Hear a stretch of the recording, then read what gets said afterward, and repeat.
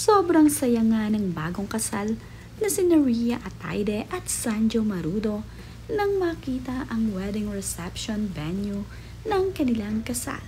Kitang-kita nga na talaga namang na-surprise itong sina Rhea Ataide at Sanjo Marudo.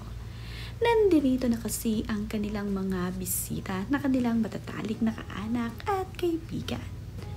Bonggang-bongga rin talaga ang setup ng wedding reception venue ni Rhea at ni Sanjo. Talaga namang very classic at napakasimple nga lamang nito. Pero elegante naman ang dating nito, kaya naman sobrang saya ni Sanjo Marudo at ni Rhea Ataide. Pasok nga ni Sanjo Marudo at ni Rhea Ataide sa kanilang wedding reception venue ay napapasayaw na agad itong si Sanjo Marudo at tuwang-tuwa. Habang sila nga ay naglalakad ay sinasayawan ni Sanjo Marudo ang kanilang mga bisita. Ito namang si Rhea Ataide ay natatawa na nga lamang sa ginagawa ni Sanjo Marudo at napasayaw na nga rin ito. Sinayaw din ni Sanjo Marudo ng sweet na sweet itong kanyang asawa na ngayon na si Rhea Ataide. Sobrang ang higpit ng pagkakayakap nito sa kanyang asawang si Rhea Ataide. Ngang naikasal na itong si Rhea at itong si Sanjo Marudo, ay sobrang saya naman nga ni Rhea Ataide at Sanjo. Sa wakas nga ay hindi na sila magkakahiwalay at magkasama na nga silang palagi.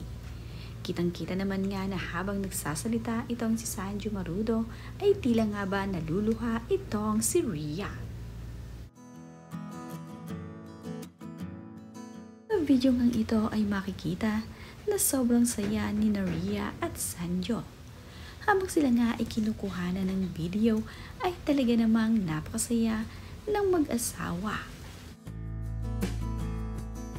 Ang kaibigan naman nga ni Rhea Ataide at Sanjo Marudo na si Darren Espanto ay hindi rin pwedeng mawala sa araw ng kanilang kasal. Kaya naman, itong si Darren Espanto ay present sa kasal ng kanyang ate Rhea. Malapit na malapit si Darren Espanto dito sa Ataide family. Kaya naman, close na close ito sa kanyang ate Rhea.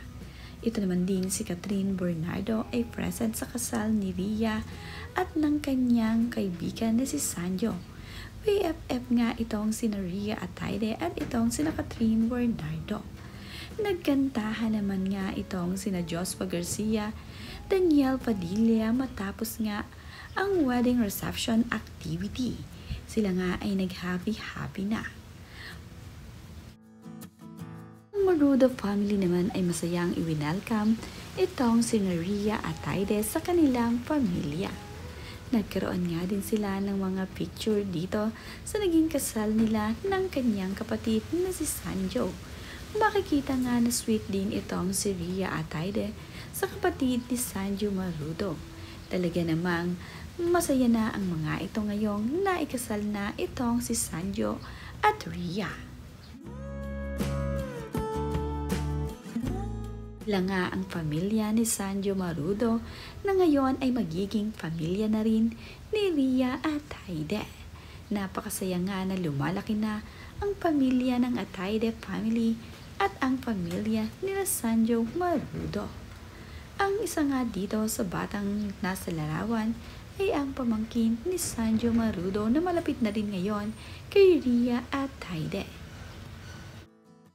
Mga kaibigan ngang ito ni Sanjo Marudo at ni Rhea Ataide ay sobrang saya para sa kanilang kaibigan na ngayon ay naikasal na.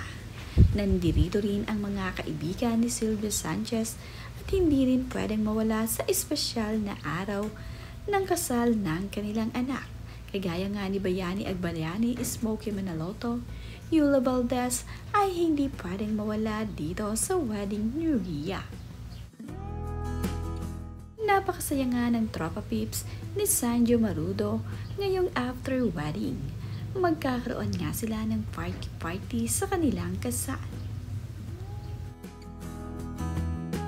Narito naman ang ilan sa mga bisita na naimbitahan ni Sylvia Sanchez at Art Ataide sa kasal ng kanilang anak na si Rhea.